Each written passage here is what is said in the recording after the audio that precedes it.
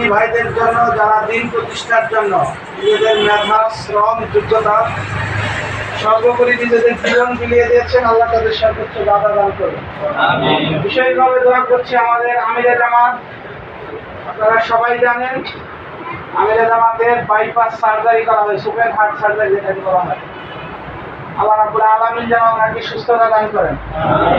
বাংলাদেশের প্রেক্ষাপটে বর্তমানে যারা জামাত ইসলামের সমালোচনা করে তারাও এই কথা বলতে, এই কথা স্বীকার করতে বাধ্য হয়েছে এবং বিভিন্ন টিভি টক শোতে দেখবেন যে তারাও কথা বলে বাংলাদেশে 2024 সালে যে ক্রান্তিকাল গিয়েছে এই সময়ে বাংলাদেশের হাল ধরেছিলেন জামাত ইসলামের আমির ডক্টর শফিকুর রহমান।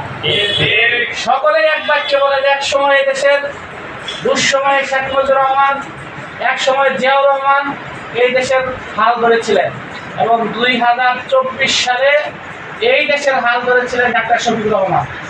সুতরাং আগামী দিনের যে সামনে নির্বাচন আছে, এই নির্বাচনের পূর্বে দেশের জাতীয় এবং আন্তর্জাতিক বিভিন্ন গুরুত্বপূর্ণ বিষয়ে আমিরে জামাত গুরুত্বপূর্ণ ভূমিকা রাখবেন। এর জন্য ওনার সুস্থতা কামনা করছি।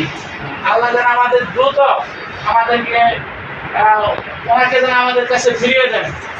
সম্মানিত উপস্থিতি, আমরা এখানে তো মূলত কর্মী সম্মেলন, কর্মী সংখ্যা কত ভালো বলা 55। এইখানে কারা কারা কর্মী আছেন আমি একটু হাতে দেখতে চাই। কর্মী কারা কারা? কর্মী কর্মী কারা কারা একটু দেখি।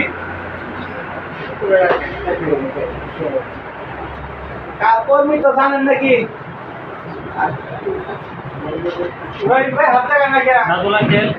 আরো তো লোক আছে। কর্মী কারা কারা আপনারা বলেন না? কর্মী আমাদের দুই ধরনের লোক আছে, তাই না? সহযোগী এবং কর্মী, তাই না? কর্মী তাদেরকে আগে